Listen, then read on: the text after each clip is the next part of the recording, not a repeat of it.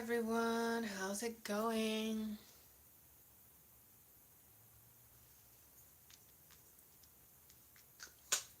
So, Mississippi Masala by Mira Nair.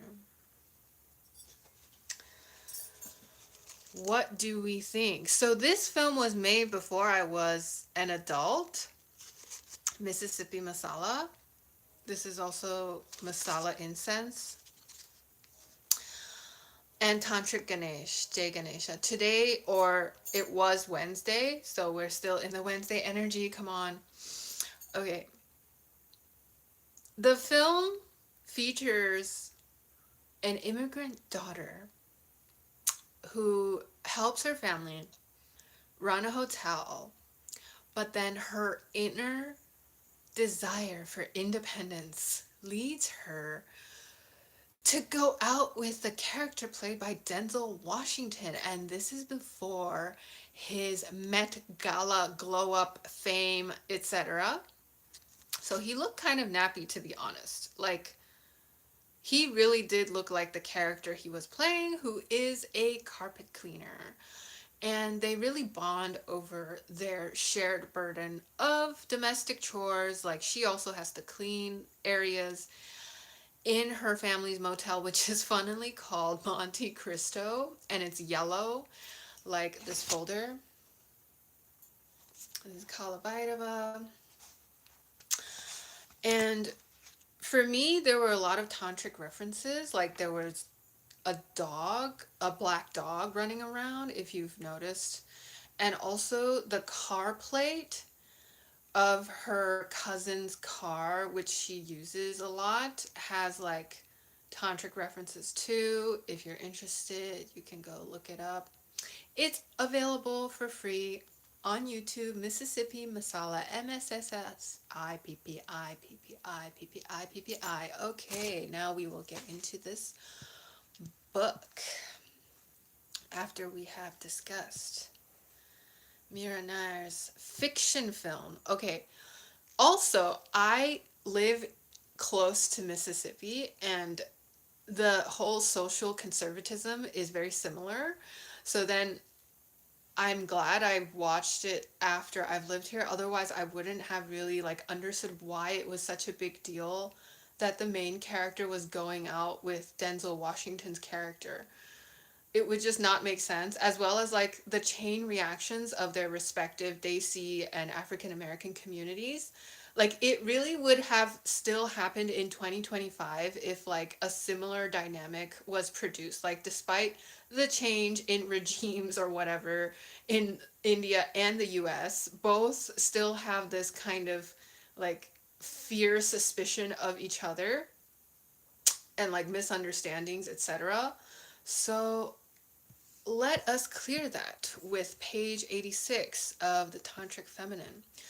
Kali, she who is called, she who is knowledge of the self, she who is knowledge of Brahman, she whose form is the highest Brahman, and mistress of the Mahavidyas. Kali's preeminent position in such epithets as these implies that in some way she reveals the ultimate truth. In Tantrism, which is ritually oriented and spiritually pragmatic, ultimate truth is perhaps confirmed and realized only by means of sadhana, is revealed only to adepts who have worshipped Kali. So I have copied actually one of the mantras here. You see this? Piolo says hi. Someone types Korean. Something about Minecraft? Okay. Om cream cream cream home cream. Again. Om cream cream cream home hrim dakshine kalike cream cream cream home hrim swaha. This is found in the book, and you guys should support Dr. David Kinsley's Tantric Visions of the Feminine. One approach is to interpret Kali's most important form, Dakshina Kali, symbolically, allegorically, or mystically, as some contemporary Hindu writers and practitioners have done. They find that esoteric truths can be gleaned from Kali's image, truths that are not obvious, that are not immediately suggested by her appearance. Based on the information I have been able to gather, this esoteric or mystical interpretation of Kali as exemplifying ultimate truth runs as follows. The overall image of Dakshina Kali, first of all, teaches philosophical or cosmological truths.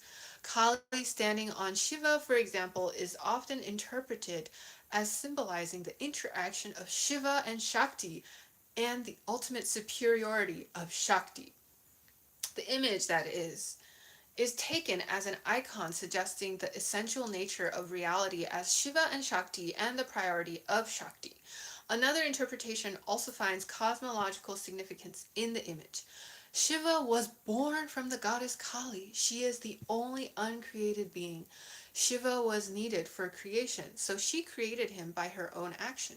She created sperm in her womb and made love to herself. She made a mistake in the creating the world and started to destroy it. Brahma told Shiva to stop the destruction, so he stretched himself down before her. To avoid killing him, she stopped destroying the world. Shiva insisted that she recreate the destroyed part, so she vomited it out. She had swallowed the whole world. That is why her tongue is sticking out when she stands on Shiva.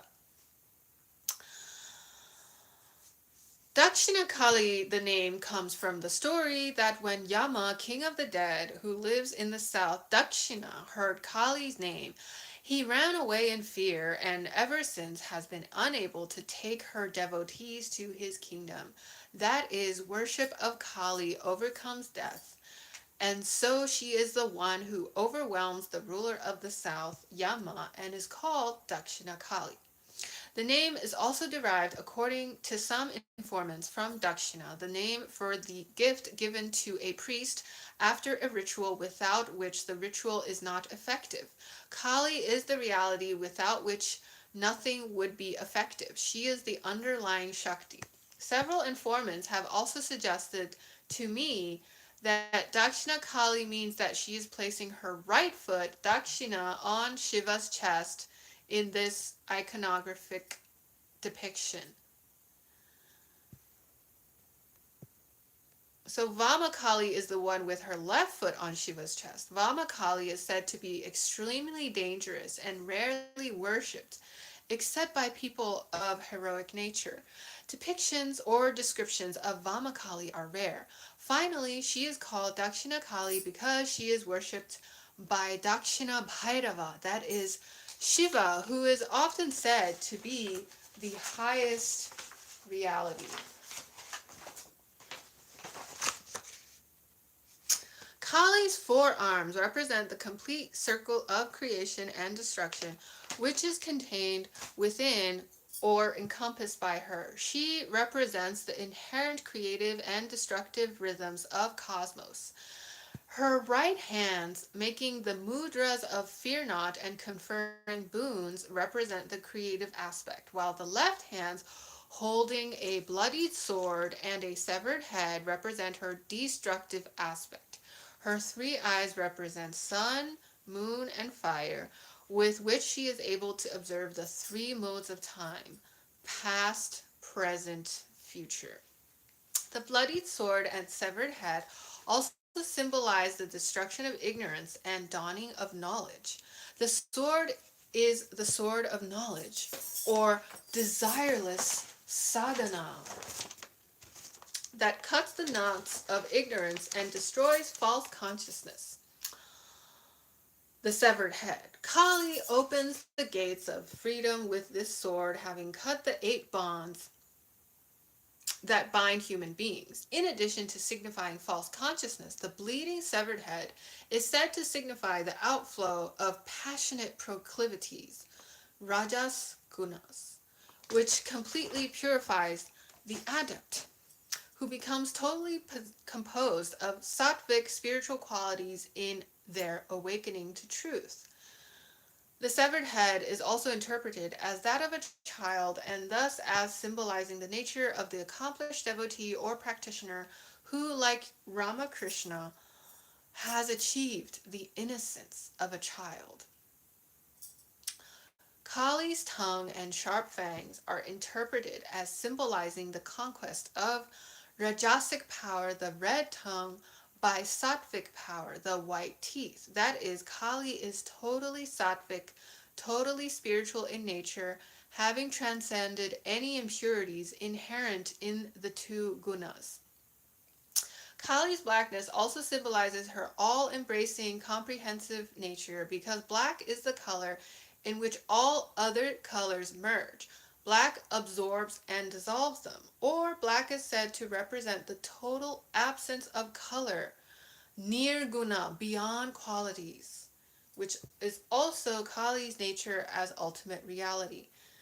Either way, Kali's black color symbolizes her transcendence of all form. Her nudity has a similar meaning.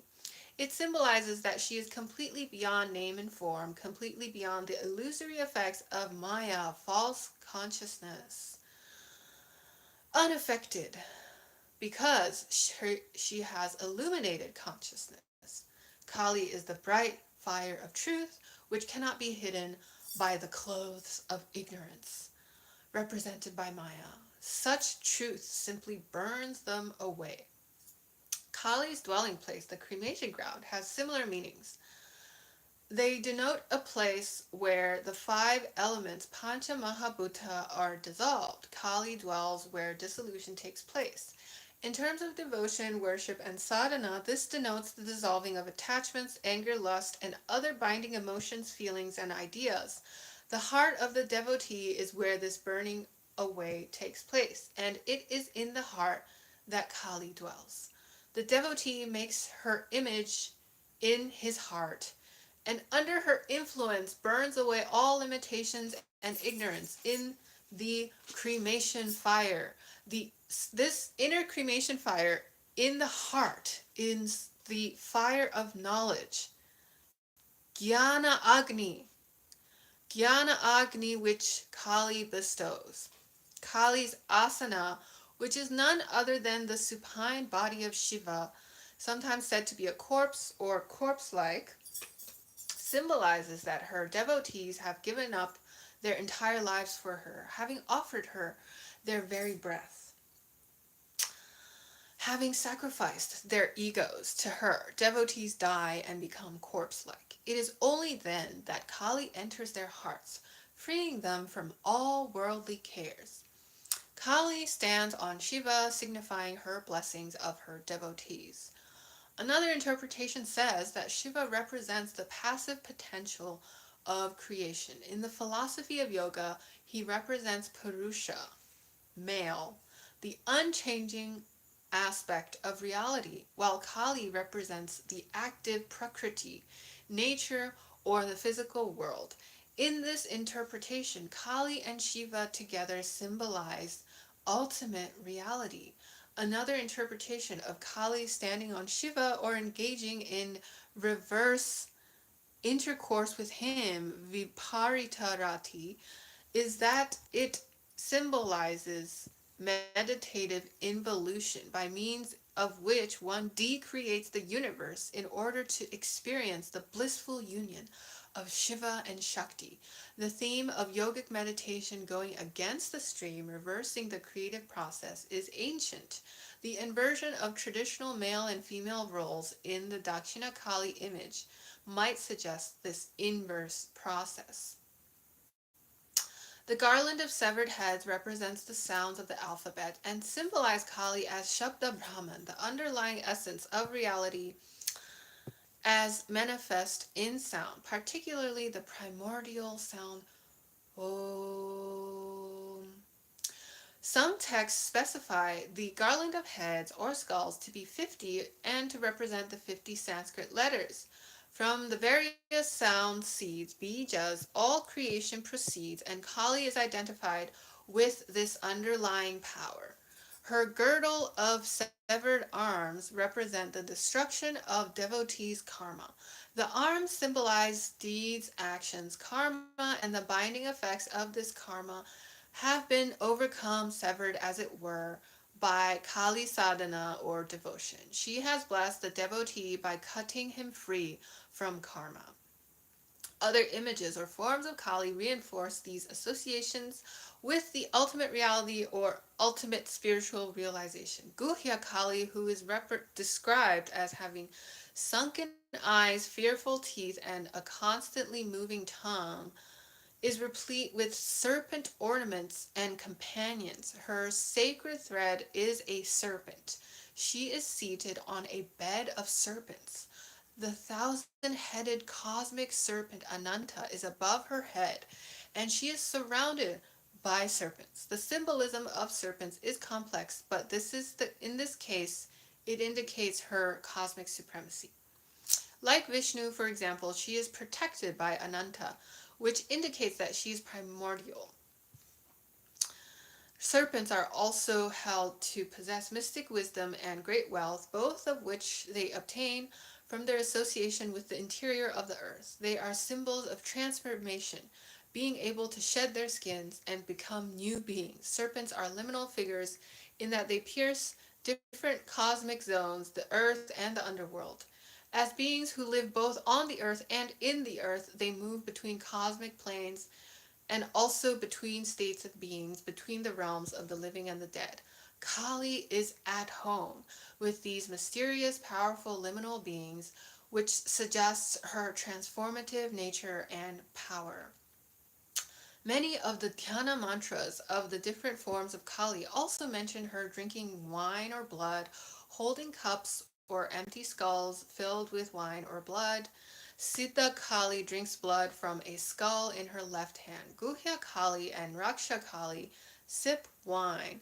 Smashana Kali carries a skull full of wine in her right hand and is said to be intoxicated all the time.